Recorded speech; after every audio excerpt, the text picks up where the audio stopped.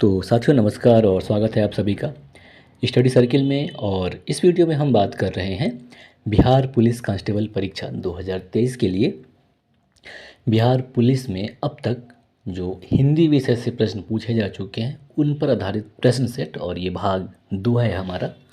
तो जैसा कि पिछले वीडियो में हमने आपको बता चुके हैं कि हिंदी विषय से जो आइडियल क्वेश्चन पूछे जाते हैं वो 10 रहते हैं उन प्रश्नों की संख्या। हालांकि इनकी संख्या कभी कभी 10 से ज़्यादा या 10 से कम भी हो सकता है। तो इस सेट में भी हमने सिर्फ 10 सवालों को कवर किया है, और जिसमें कि ज़्यादातर जो पोर्शन है वो ग्रामर या व्याकरण से संबंधित है। तो देखें, जो पहला प्रश्न है कि सैसव शब्द कौन सा संज्ञा पद है? भाववाचक, जातिवाचक, व्यक्तिवाचक या इनमें से कोई नहीं। बताना है कि सैसव शब्द में जो कि संज्ञा है ये किस प्रकार का संज्ञा है। तो यहाँ पे सही विकल्प ए हो जाएगा कि सैसव शब्द जो है ये भाववाचक प्रकार का संज्ञा है। तो सही विकल्प ए।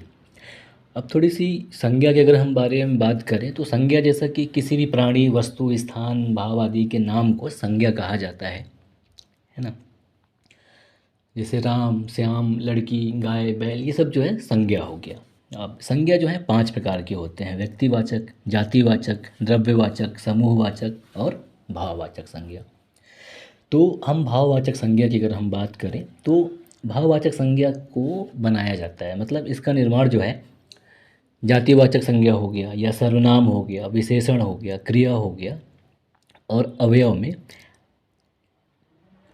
कुछ पद लगाकर प्रत्यय लगा देते हैं। असल में आओ, त्व, पन, अन, इना, बड़ी ई, ता, हट आदि जोड़कर भाववाचक संज्ञा का निर्माण किया जाता है। उदाहरण की बात करें, पुरुष अगर संज्ञा है तो इसमें अत्व जोड़ दें या आधा त व त्व जोड़ दें तो पुरुषत्व हो जाएगा, और अपना में अपनत्व हो जाएगा, निज में निजत्व या निजता हो जाएगा, चढ़ना चढ़ाई हो जाएगा, और घबरा हट घबराहट हो जाएगा, पशुता पशुता हो जाएगा। तो ये भाववाचक संज्ञा हो गया है ना। अब आगे देखते हैं, अगला प्रश्न है प्रश्न नंबर 2 कि अधिकरण कारक के चिन्ह हैं, यानी कि जो कारक अधिकरण है उसका चिन्ह कौन सा है इनमें से, का, के, की या में, पै, पर या को, के लिए। तो यहाँ पे जो अधिकरण कारक हैं इसके चिन्ह जो हैं वो में, पै, पर होंगे। तो सही विकल्प यहाँ पे सी हो जाएगा कि अधिकरण कारक के चिन्ह जो हैं मैं, पै और पर हो जाएंगे। जैसा अगर अब हम कारक की बात करें कि कारक कौन होते हैं, तो कारक ऐसे शब्द जो कि संज्ञा या सर्वनाम के जिस किसी भी रूप से किसी वाक्य के अन्य शब्दों के साथ उसका संबंध बताएं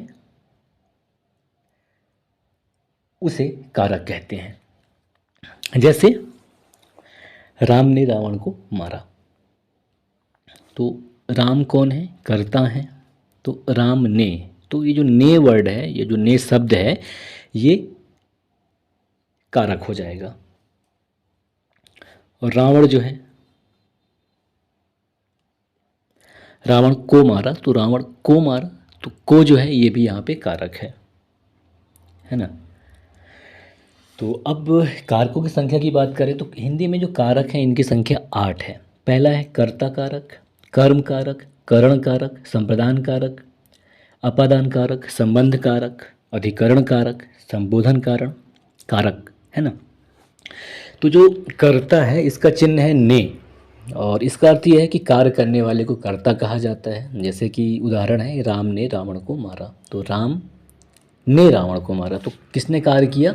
राम ने किया। तो सही विकल्प यहाँ मतलब जो कर्ता यहाँ पे राम हो जाएगा। और कर्म की बात करें, रावण को मारा, तो जो कर्म है जिस पर काम का प्रभाव पड़े, तो रावण को मारा, तो रावण को मारा, तो यहाँ पे कर्म जो है मारना हो जाएगा। और करण यानी कि जिसके द्वारा कर्ता काम करे, यानी जिससे काम करे। जैसे राम ने रावण को किससे मारा? तीर से मारा। तो जो ये से है, से के द्वारा ये सब करण में आ जाएंगे। और संप्रदान प्रदान करने के अर्थ में को, के लिए। और अपादान जो है ये अलग होने के अर्थ में प्रयोग किया जाता है से, जैसे पेड़ से पत्ते गिरते हैं। और संबंध की बात करें, का, की, के, नानी, ने, रा री रे ये सब संबंध कारक हो गए। जब अन्य पदों से किसी का संबंध जोड़ा जाए तो यहाँ पे संबंध कारक होता है। और अधिकरण क्या है कि क्रिया के आधार का बोध हो। जैसे मे पै पर इसका चिन्ह होता है ना। जैसे पुस्तक मेज पर रखा है, कमरे में बिजली यानी कमरे में बल्ब जल रहा है।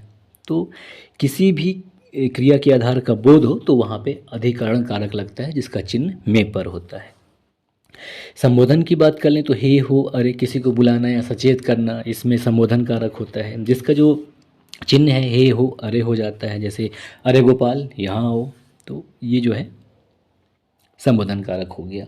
और आगे बढ़ते हैं, प्रश्न नंबर 3 को देखते हैं। तो प्रश्न नंबर 3 है कि पढ़ना शब्द किस प्रकार की क्रिया है? सकर्मक, द्विकर्मक, अकर्मक या इनमें से कोई नहीं। तो सही विकल्प यहाँ पे ए हो जाएगा कि पढ़ना जो है सकर्मक प्रकार की क्रिया है। असल में जो क्रिया होता है ये कर्म के आधार पर 2 प्रकार का होता है, सकर्मक क्रिया और अकर्मक क्रिया। तो सकर्मक क्रिया की बात करें कि जिस क्रिया के साथ कर्म हो या कर्म की संभावना हो, सकर्मक क्रिया कहलाता है। और इसमें क्रिया का प्रभाव जो है कर्म पर पड़ता है। जैसे राम फल खाता है या राम पुस्तक पढ़ता है। और अकर्मक क्रिया की अगर हम बात करें तो अकर्मक क्रिया में क्या है कि इसमें क्रिया के साथ कर्म नहीं होता और क्रिया का फल कर्ता पर ही पड़ता है। ठीक है, कर्म पर नहीं पड़ता सकर्मक क्रिया की तरह। अकर्मक क्रिया का उदाहरण है राधा रोती है, मोहन हंसता है। यानी कि जो सकर्मक और अकर्मक क्रिया है अगर इनकी पहचान की अगर बात करें तो इसमें सवाल किया जा सकता है कि क्या और किसको। यानी कि जैसे पढ़ना, तो राम क्या पढ़ता है? अगर जवाब मिलता है कि राम पुस्तक पढ़ता है या कहानी पढ़ता है, तो चूंकि निश्चित चीज़ मिल रहा है हमको कि भाई वो कुछ पढ़ रहा है, तो यहाँ पे सकर्मक क्रिया हो जाएगा। अब जैसे अकर्मक क्रिया का उदाहरण है कि राधा रोती है। सवाल किया जाए कि भैया राधा क्या रोती है, तो ये कोई सवाल का कोई जवाब ही नहीं मिलेगा, तो ऐसा क्रिया अकर्मक क्रिया हो जाएगा, है ना। अब आगे देखते हैं प्रश्न नंबर 4। तो प्रश्न नंबर 4 है कि पयोधी शब्द निम्न में से किसका पर्यायवाची है या किसका समानार्थी शब्द है? वारी, समुद्र, दूध या अमृत। तो पयोधी जो है समुद्र का पर्यायवाची शब्द है, तो सही विकल्प यहाँ पे बी हो जाएगा, है ना। और प्रश्न नंबर 5 है कि संस्कृत के जो शब्द मूल रूप से हिंदी में प्रयोग किए जाते हैं उन्हें कहते हैं, क्या कहलाते हैं? तत्सम, तद्भव, देशज या इनमें से कोई नहीं। तो सही विकल्प यहाँ पे ए हो जाएगा, तत्सम। कि संस्कृत के ऐसे शब्द जो कि मूल रूप से हिंदी में प्रयोग किए जाते हैं यानी कि ज्यों का त्यों ही प्रयोग किए जाते हैं, तत्सम कहलाते हैं। उदाहरण की अगर हम बात करें तो अग्नि, माता, पावक, ये जो है तत्सम शब्द है और संस्कृत के हैं और इनको ज्यों का त्यों ही हम उपयोग करते हैं, है ना। अब आगे देखें, प्रश्न नंबर 6 है क्यों। तो प्रश्न नंबर 6 है कि त जो तराजू है इसका उच्चारण कहाँ से होता है? कंठ से, दांत से, तालू से या मूर्धा से? तो अब त का उच्चारण करके देखें, दांत से होता है ना। तो सही विकल्प यहाँ पे बी हो जाएगा। और प्रश्न नंबर 7 है कि हिंदी साहित्य का सबसे प्रसिद्ध उपन्यासकार किसे माना जाता है? महादेवी वर्मा, दिनकर, सुभद्रा कुमारी चौहान या मुंशी प्रेमचंद। तो सही विकल्प यहाँ पे डी हो जाएगा, मुंशी प्रेमचंद को माना जाता है। और प्रश्न नंबर 8 है कि वृद्धि का सही विलोम है अतिवृद्धि, अवृद्धि, अल्पवृद्धि या क्षय। तो सही विकल्प हो जाएगा यहाँ पे डी विकल्प। वृद्धि का विलोम जो है क्षय या ह्रास होता है, तो सही विकल्प डी हो जाएगा। और प्रश्न नंबर 9 है कि कवि शब्द का स्त्रीलिंग रूप है कौन सा इनमें? कवित्री, कवियत्री, कवयित्री या कवित्र। तो सही विकल्प यहाँ पे बी हो जाएगा,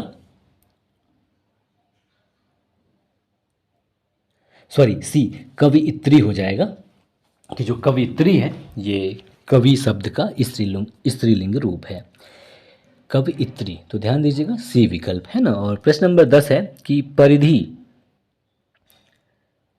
शब्द का समानार्थी है या पर्यायवाची है?